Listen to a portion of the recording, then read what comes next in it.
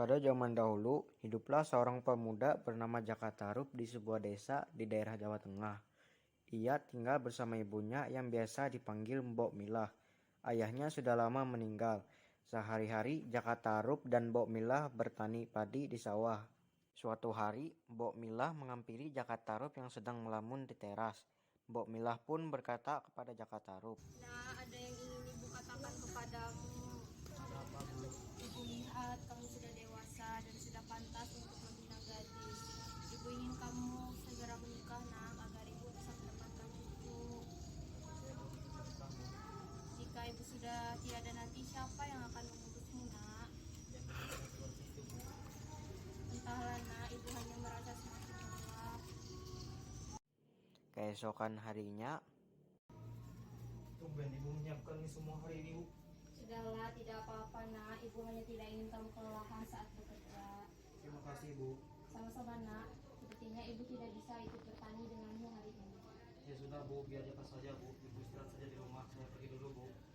Ya, hati-hati, nak. Jaka pun menuju sawahnya untuk bertani. Walaupun hanya pergi bekerja sendirian, ia tetap semangat demi ibunya yang sedang lemah di rumah. Hari sudah petang, saatnya Jaka Tarub pulang ke rumah membawa hasil panennya. Assalamualaikum, Bu. Ibu kemana ya? Kok berantakan sekali? Tak lama kemudian, Jaka Tarub menemukan ibunya tergeletak di lantai. Ibu kenapa, Bu?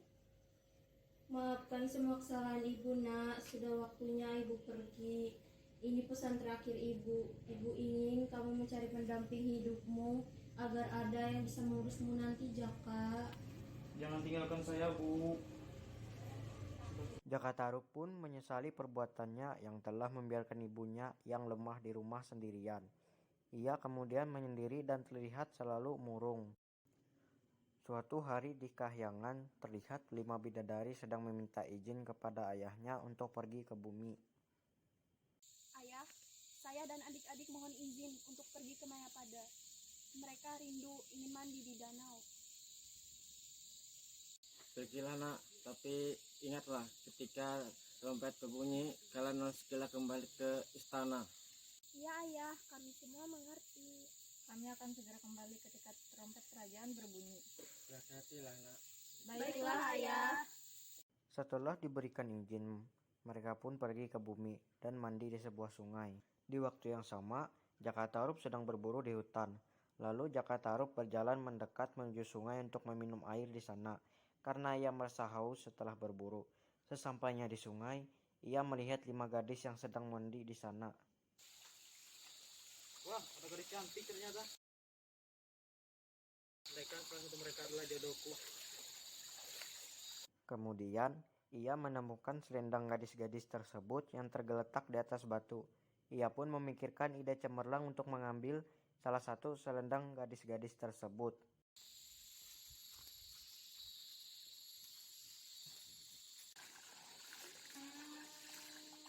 Cepat adik-adikku, saatnya kita untuk kembali ke kayangan. Ayah sudah memanggil kita untuk pulang. Baiklah, Kak. Kak, selendangku tidak ada. Bagaimana ini? Aku tidak bisa pulang tanpa selendang itu. Bidadari yang lain pun sibuk mencari selendang Nawang Wulan.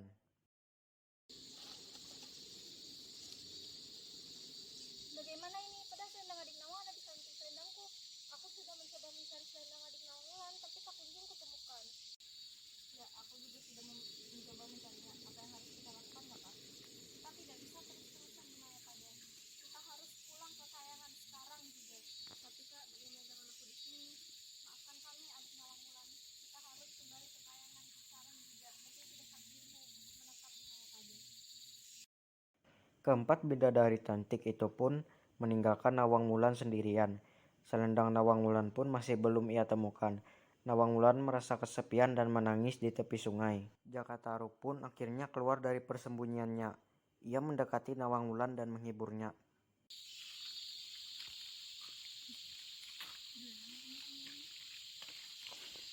Mengapa kau menangis, gadis cantik? Selendangku telah hilang. Aku tidak bisa kembali ke kayangan. Kayangan, jadi kau seorang bidadari. Tidak usah takut begitu. Aku tidak akan melukaimu. Daripada tinggal di hutan sendirian, lebih baik tinggal di rumahku untuk sementara waktu. Benarkah? Ya, kau bisa tinggal sama apapun kau mau. Oh, terima kasih. Oh iya, namamu siapa? Aku Nawangwulan. Nama yang bagus. Namaku Jakatarup. Ayo ikuti aku. Dengan senangnya, Nawangwulan mengikuti Jakatarup. Ia menerima ajakan Jakatarup karena tidak tahu harus ingin berbuat apa lagi. Hari demi hari, antara Jakatarup dan Nawangwulan pun telah berlalu. Mereka semakin menyatu dan saling mengenal satu sama lain. Akhirnya, mereka memutuskan untuk menikah. Pada suatu saat, Jakatarup pulang ke rumah setelah pergi ke sawah. Ia melihat istrinya, Nawangwulan, sedang memasak.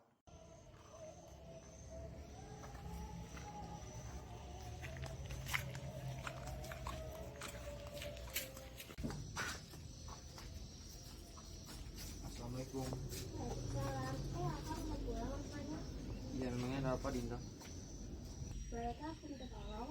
Minta tolong apa, Dinda?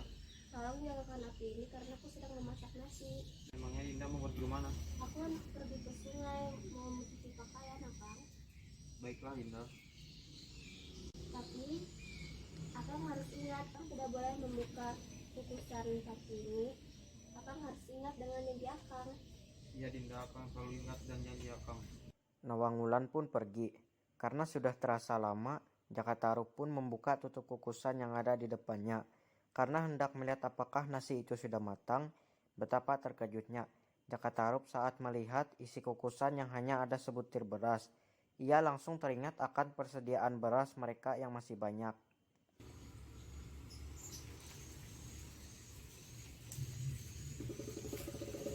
Hah?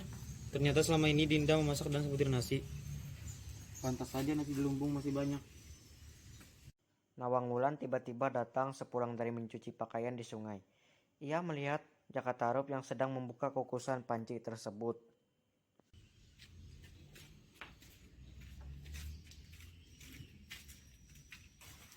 Astagfirullahaladzim, Akang. Kenapa kau melanggar janjimu, Akang? Hilanglah sudah kekuatanku merubah sebutir nasi menjadi sebangkul nasi. Jakatarup pun menyesali perbuatannya. Apa mau dikata, semua sudah terlambat. Sejak saat itulah Nawangwulan harus memasak nasi seperti wanita pada umumnya. Suatu hari saat Nawangwulan memilah baju untuk disumbangkan, ia pun menemukan selendangnya di antara tumpukan baju tersebut. Ia pun akhirnya tahu bahwa suaminya lah yang menyembunyikan selendang itu.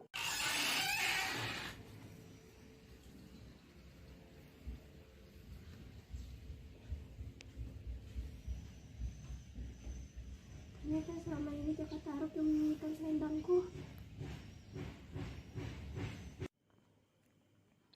Ia sama sekali tidak menyangka, ternyata orang yang tega mencuri selendangnya adalah Jakatarup.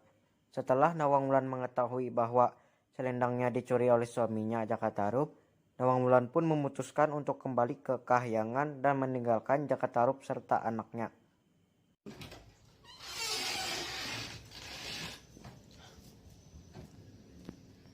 Kenapa kau tega melakukan ini padaku, Jakatarup? Kenapa Nawangwulan? Aku akan segera kembali ke Kahyangan karena tempatku bukan di sini. Betapapun salahmu kepadaku, Jakatarup, Nawangisi tetaplah anakku. Jika kau mau menemuiku, bakarlah batang padi. Aku akan menemuinya. Baiklah, aku akan memenuhi syaratmu. Jagalah Nawangisi, Jakatarup. Pasti akan kujaga dengan baik. Setelah Jakatarup menyatakan kesanggupannya, Nawangwulan pun pergi meninggalkan dirinya dan Nawangsih. Jakatarup tidak sanggup menatap kepergian Nawangwulan. Sungguh kesalahannya tidak termaafkan. Tiada hal lain yang dapat dilakukannya untuk menebus kesalahan selain merawat Nawangsih dengan baik, seperti pesan yang dikatakan Nawangwulan.